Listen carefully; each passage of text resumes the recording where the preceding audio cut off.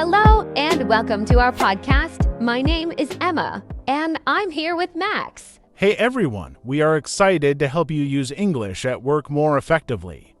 Whether you're working in an office, a shop, or any other place, learning how to use English confidently at work is super important. That's right, English is the language of many businesses around the world. But sometimes it can feel a bit tricky to use English at work, especially when you're just starting. Today, we want to help make that easier for you.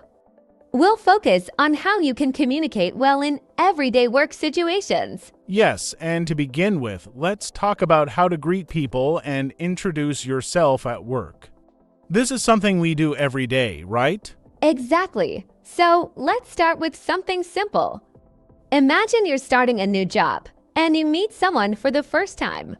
What's a good way to greet them? You could say something like, "Hi, I'm Max, it's nice to meet you." If you want to be a bit more formal, you can say, "Hello, my name is Max, it's a pleasure to meet you."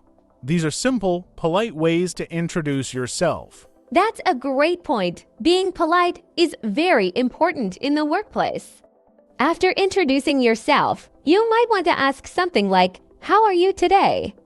Or "How is your day going?" It helps to show that you are friendly and interested in the other person. And if someone asks you how you are, a good answer could be, "I'm good, thanks." How about you? This keeps the conversation going and shows that you are engaged. Yes, and keeping the conversation going is key.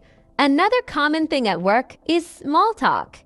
Small talk means having short conversations with people about everyday things like the weather, weekend plans, or hobbies. Right, let's say you're at work and you want to make small talk with a colleague. You could say, "It's a nice day today, isn't it?" Or "Do you have any plans for the weekend?" These questions are easy to answer and help build a good relationship with your co-workers. Small talk can feel a bit awkward at first, but it's a great way to get to know people. And remember, small talk is usually short, just a minute or two before you move on to your work. Yes, speaking of work, another important part of using English at work is giving and receiving instructions. Let's talk about that next. Good idea. At work, you often need to give instructions to others or follow instructions from your boss or a coworker. For example, if your manager asks you to do something, they might say, "Can you please send this email?" Or "Could you finish this report by the end of the day?" And if you're not sure what they mean, it's okay to ask questions. You can say, "Could you please explain that again?" Or "I'm not sure I understand. Can you clarify?" Asking for help is better than making a mistake. Exactly. It's important to feel confident about asking questions when something is unclear. And when you're giving instructions, try to be as clear as possible. You could say something like, "Please send this file to the client," or "Could you check this document for any mistakes?" That's really useful. Clear communication makes everything easier for everyone. Also, when giving instructions, it's polite to say please and thank you. For example, "Please send me the report by 5 p.m. or "Thank you for finishing that task on time." Yes, being polite and respectful makes a big difference at work. And when you receive instructions, it's good to respond. You could say, "Sure, I'll get that done," or "No problem, I'll handle it." It shows that you are listening and ready to help. And sometimes you may not be able to do something right away. In that case, you can say, "I'm working on another task right now. Can I do this afterward?" This way, you're still being respectful, but you're also letting them know what's possible. Exactly. Clear and polite communication helps you build good relationships with your coworkers and managers.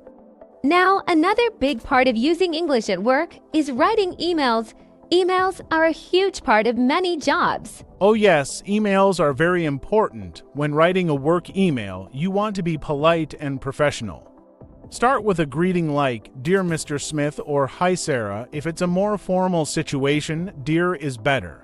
For a casual or friendly email, "Hi" works well. And don't forget to introduce the purpose of your email. You could say, "I'm writing to ask about," or "I'd like to discuss." This helps the person reading your email know why you are contacting them right away. Yes, being clear and direct is important. And when you end an email, you can say something like best regards or kind regards. It's polite and leaves a good impression. Definitely. Another tip for writing good emails is to always check your spelling and grammar. It's easy to make small mistakes, but taking a moment to review your email before sending it makes you look more professional. That's a good point, Emma. Proofreading your emails shows that you care about your work and that you're paying attention to details. Yes, and remember, writing in English can feel hard at first, but with practice, you'll get better and more confident. Just take your time and think about what you want to say. Absolutely, and it's okay to ask a coworker or a friend to check your email if you're not sure about something. People usually appreciate that you want to do your best. Right, so now we've talked about introductions, small talk, giving instructions, and writing emails. These are some of the basic ways you'll use English at work every day. And there's still more to explore when it comes to using English effectively at work, but we'll dive deeper into that next time. Yes, there's plenty more to cover, and we can't wait to continue helping you feel more confident using English at work. Exactly, it's all about practice and taking small steps. Keep listening, and we'll keep guiding you through more useful tips. So, last time we covered some important things like introducing yourself, making small talk, and giving instructions. Today, let's dive deeper into communication at work. A big part of that is how to handle meetings. Emma, how do you feel about meetings at work? Meetings can be a little stressful, but they're also a great opportunity to communicate with your team and share ideas. And, of course, using the right English can make you feel more confident in those meetings. Absolutely. One of the first things to know about meetings is how to ask and answer questions. Let's say you're in a meeting and you didn't understand something. It's important to ask for clarification without feeling embarrassed. You could say something like, "Sorry, I didn't catch that. Could you please repeat it?" Or "I'm not sure I understand. Could you explain it again?" Yes, asking questions in a meeting shows that you're engaged and want to understand better. It's much better to ask than to stay quiet and feel confused later. And when you answer questions, you want to be clear and direct. For example, if someone asks your opinion, you could say, "In my opinion, we should," or "I think we should." It's important to use polite language while sharing your thoughts. Right, and don't forget to listen carefully. Good communication isn't just about talking, it's also about listening. You might hear someone say, "What do you think about this proposal?" Or "Do you have any feedback?" If you're not sure how to respond, it's okay to take a moment to think before answering. That's such a good point. You don't have to rush your response. If you need time, you can say, "Let me think about that for a moment," or "That's a good question." I'd like to take a moment to think. It's better to take your time than to feel pressured to answer right away. Yes, and once you're ready to speak, try to keep your answer clear and to the point. You can start with something like, "I believe the best option is," or "My suggestion would be too." This makes your ideas sound more organized. Another thing that comes up in meetings is agreeing or disagreeing with someone. How can you do that politely in English? Great question. If you agree with someone, you can say, "I agree with you," or "That's a good point." It's always good to show support for other people's ideas. But if you disagree, it's important to be polite. You can say something like, "I see your point, but I think," or "That's an interesting idea, but I'm not sure if I agree because." Exactly. You can disagree, but still be respectful. A good phrase to use is, "I understand your perspective, but have you thought about?" This way, you're sharing your opinion without being rude. Yes, being polite is key in any professional environment. Now, sometimes in meetings, you may also need to give a presentation or share some information.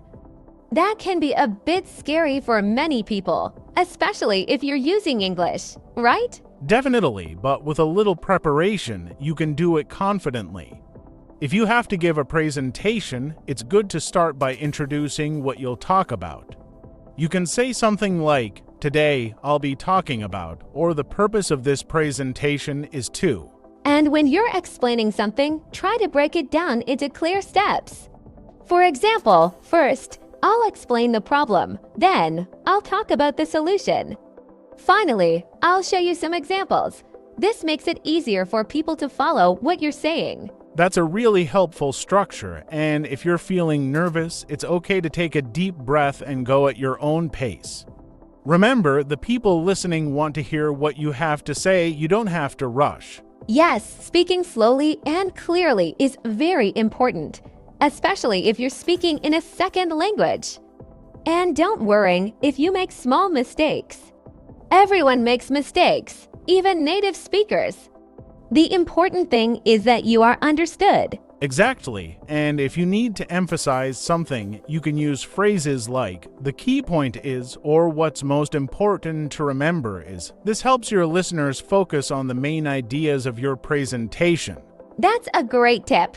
And when you're done with your presentation, it's good to invite questions. You can say, "Does anyone have any questions?"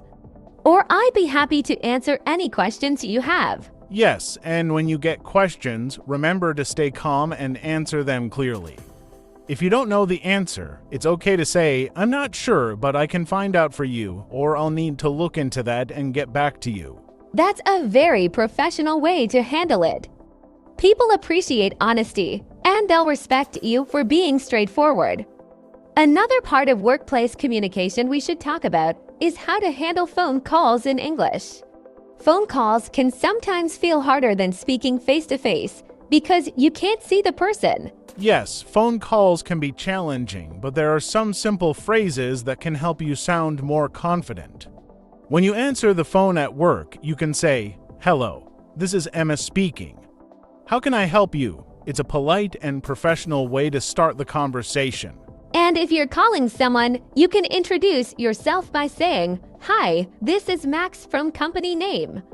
I'm calling about," or "I'm calling to discuss." This way, the person knows who you are and why you're calling. Yes, and during the call, it's important to listen carefully. If you don't understand something, you can say, "Could you repeat that, please?" Or "I didn't catch that. Can you say it again?" Good tip. Also, it's useful to have some phrases ready for ending a call. You could say, "Thank you for your time," or "I'll follow up with an email." It's always good to end a call in a polite way. Yes, and remember, phone calls don't have to be long. It's okay to keep them short and to the point. The key is being polite and clear, just like in any other form of communication. Absolutely. So far, we've covered a lot of ground. We've talked about meetings, presentations, and phone calls. But there's one more area that can be a little tricky when using English at work, and that's handling difficult situations. Yes, dealing with difficult situations is a normal part of any job, but it's important to handle them professionally, especially in English. For example, if there's a problem with a coworker, you might need to talk about it. You could say, "I'd like to talk about something that's been bothering me," or "Can we discuss this issue?" Yes, using calm and polite language is important. Even if you're upset, it's best to stay professional. For example, instead of saying, "You made a mistake," you could say, "There seems to be a problem with this task. Can we go over it together?" That's a great way to handle it. It's also important to listen to the other person's side of the story. You could say, "I understand what you're saying, but here's how I see it." This shows that you're being respectful while expressing your point of view. Exactly. Another tricky situation is when you have to give feedback to someone. Giving feedback can be difficult, but it's important to do it in a way that helps the other person improve. You can say something like, "I think you did a good job on this, but there's one area that could be improved." Yes, positive feedback is just as important as pointing out areas for improvement. You can say, "I really liked how you handled this part of the project, but maybe next time we could try." And when you receive feedback, it's important to take it positively. Even if it's criticism, try to see it as a way to improve. You can say, "Thank you for your feedback. I'll work on that." That's a great attitude to have. Being open to feedback helps you grow and improve at work. And don't forget to say thank you when someone gives you feedback, even if it's something you need to work on. Exactly. Being polite and professional, even in difficult situations, helps build better relationships at work. It shows that you respect your colleagues and are committed to working together. Yes, and with practice, all of these things become easier. The more you use English in different work situations, the more confident you'll feel. You just need to keep practicing and don't be afraid to make mistakes. Right, mistakes are part of learning, and the important thing is to keep trying. The more you practice, the more natural it will feel. Absolutely. We've covered a lot today about handling meetings, presentations, phone calls, and even difficult situations at work. These are all essential skills to help you use English effectively. Alright, so we've talked a lot about different work situations already: introductions, small talk, meetings, and even handling difficult situations. Now, in this part, we're going to focus on how to work well with a team and how to communicate effectively when collaborating with others. Emma, working in teams is a huge part of most jobs, right? Oh yes, absolutely. No matter where you work, teamwork is essential. And being able to communicate well in English is a big part of working successfully with others. When you're part of a team, you need to make sure everyone understands their roles, responsibilities, and tasks. But sometimes things can get confusing if the communication isn't clear. Exactly. So let's start with something simple: how to discuss tasks with your team. If you're working on a project with a group, it's important to ask questions to make sure you know what you're supposed to do. You could say, "What's my role in this project?" Or, "Can you explain my task for this part?" Yes, and if you're assigning tasks to others, you can ask, "Can you take care of this part?" Or, "Would you be able to help with this task?" Being polite and clear about who is responsible for each task helps avoid confusion. That's a great point. Clarity is key. You don't want people guessing what their responsibilities are, because that can lead to mistakes. And after the tasks are assigned, it's helpful to follow up with your team to make sure everything is going well. You could ask, "How's it going with your task?" Or, "Do you need any help with that?" Right. Checking in with your teammates shows that you care about the project and that you're available to help. But be careful not to sound like you're micromanaging. You can ask, "Is there anything I can do to help?" Or, "Do you need any support with this?" This way, you're offering help without being pushy. Exactly. It's all about offering support while still giving your teammates the space to do their work. Now, sometimes when you're working in a team, there can be disagreements or differences of opinion. It's important to handle these situations carefully. If you don't agree with someone's approach, you could say, "I see your point, but I think we could try something different," or, "That's a good idea, but maybe we could look at it another way." Yes, being respectful even when you disagree is so important. Everyone in the team needs to feel like their opinions matter. If you just say, "No, that's wrong," it can upset your co-worker. Instead, try to find a way to express your thoughts politely. You could say, "I think we're looking for a different solution," or, "I understand what you're saying, but maybe we should consider this option." That's a really good way to handle it. And sometimes you'll need to compromise.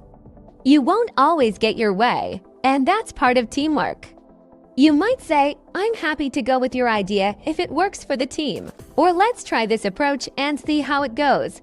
It's important to be flexible. Exactly, flexibility is key, and being open to other people's ideas can make the team stronger. It shows that you're willing to work together to find the best solution. Now, let's talk a little bit about how to give feedback to your team members, which is another important part of teamwork. Yes, giving feedback is a crucial skill. It helps everyone improve, but it can be tricky to give feedback without sounding too critical. A good way to start is with something positive. You could say, I think you did a great job with this, but maybe we could improve this part, or your work has been really good, but I have a few suggestions to make it even better. That's a great way to give feedback. Starting with something positive helps people feel appreciated, and they'll be more open to hearing your suggestions for improvement. And when you're receiving feedback, try not to take it personally. You could say, "Thanks for the feedback. I'll work on that," or "I appreciate your advice. I'll try to improve in that area." Yes, feedback is meant to help you grow, so it's important to listen and be open to it. Now, let's shift gears a little and talk about a big part of teamwork: collaborating on projects. When you work on a project with others, communication is everything. You need to make sure everyone knows what's happening, especially when things change. That's so true. Communication is the glue that holds a project together. Let's say there's a change in the project, like a new deadline or a change in the task. You could say, "There's been a change to the deadline. We need to finish this by Friday," or "I've just been informed that we need to change our approach for this task." Yes, keeping everyone informed is super important. And when you send updates, it's good to be clear and direct. For example, "Please note the new deadline," or "This is an important update about the project." It's helpful to make sure your teammates know that the information is important. Yes, that way no one misses anything, and when you're working with a team, it's also important to ask for feedback throughout the project, not just at the end. You could ask, "How is everything going with your part of the project?" Or, "Is there anything we need to adjust as we move forward?" That's a great idea. Regular check-ins keep the team on track and help avoid any surprises at the last minute. Now, something else we should talk about is how to deal with stress in a team. Sometimes projects can get stressful, especially when deadlines are tight. How do you think we should handle that, Emma? That's a really important topic. When things get stressful, communication becomes even more important. If you're feeling stressed, it's okay to talk about it with your team. You could say, "I'm feeling a bit overwhelmed with this deadline. Can we discuss how to manage the workload?" Or, "I'm struggling with this task. Can anyone help?" Yes, asking for help is really important. No one can do everything on their own, and part of being in a team is supporting each other. If someone else is stressed, you can offer to help by saying, "I know you're under pressure with this task. Can I take something off your plate?" Exactly. And if you're managing a team, it's important to keep an eye on how everyone is feeling. You could ask, "How's everyone doing with the workload?" Or, "Does anyone need more time or help with their tasks?" Creating a supportive environment can really make a difference when things get tough. Definitely. When the team feels supported, they're more likely to work well together, even under pressure. Now, let's talk about the final part of teamwork: celebrating success. When a project is finished, it's important to acknowledge the hard work that everyone has put in. Yes, celebrating success is a great way to build team morale. You can say something like, "Great job, everyone. We did it." Or, "I'm really proud of the work we've done on this project." Recognizing your teammates' efforts makes them feel appreciated and valued. Exactly. And even small wins should be celebrated. You could say, "Thanks for getting that done so quickly," or "You did an amazing job on this part of the project." Positive feedback doesn't just have to be for big achievements, it can be for the everyday tasks too. Yes, and thanking people for their hard work really helps to create a positive work environment. You could say, "Thanks for your help on this," or "I really appreciate all the effort you've put in." It might seem like a small thing, but it can make a big difference in how people feel about their work. Absolutely. So, we've talked a lot about teamwork, from assigning tasks to handling disagreements to celebrating success. All of these skills are important to help you use English effectively at work, especially when working with others. Yes, and the more you practice these skills, the better you'll get at them. Whether you're working in a small team or a large one, good communication is always the key to success. Definitely. And remember, communication in the workplace isn't just about talking. It's also about listening, supporting others, and being open to feedback. The more you practice these skills, the more confident you'll feel using English in your job. Exactly, using English at work can feel challenging at first, but with practice it will get easier. Just remember to be clear, polite, and professional, and you'll do great. Well, we've covered so much in this podcast series about how to use English effectively at work. From introductions to meetings, to teamwork and handling stress, we hope you've learned some valuable tips. Yes, we hope this has been helpful for you, and we encourage you to keep practicing. The more you use English at work, the more confident you'll become. Don't be afraid to make mistakes. Every mistake is a chance to learn and improve. And remember, the more you practice, the more natural it will feel to use English in your daily work. Whether it's giving a presentation, talking on the phone, or working with your team, each experience helps you improve. Exactly, and don't forget to stay patient with yourself. Learning a language takes time, but every day you're getting better. Just keep practicing, and soon enough, you'll feel confident speaking English at work in any situation. That's right. We've covered so many important topics in this podcast. Let's do a quick recap of what we've talked about. We started with how to introduce yourself and make small talk at work, which is a great way to connect with your colleagues. Then we moved on to giving clear instructions and how to participate in meetings. Yes, and we also covered how to give presentations, handle phone calls, and ask for clarification when you don't understand something. Those are all essential skills when using English in a professional setting. Then we dove into the world of teamwork, how to communicate with your team, handle disagreements politely, and give and receive feedback. We also talked about how to deal with stress and support your teammates when things get challenging. And finally, we talked about the importance of celebrating success and recognizing the hard work of your colleagues. Positive feedback and appreciation can really help create a strong, happy team. So, whether you're just starting out in a new job or you've been working for a while, these tips will help you communicate more effectively in English.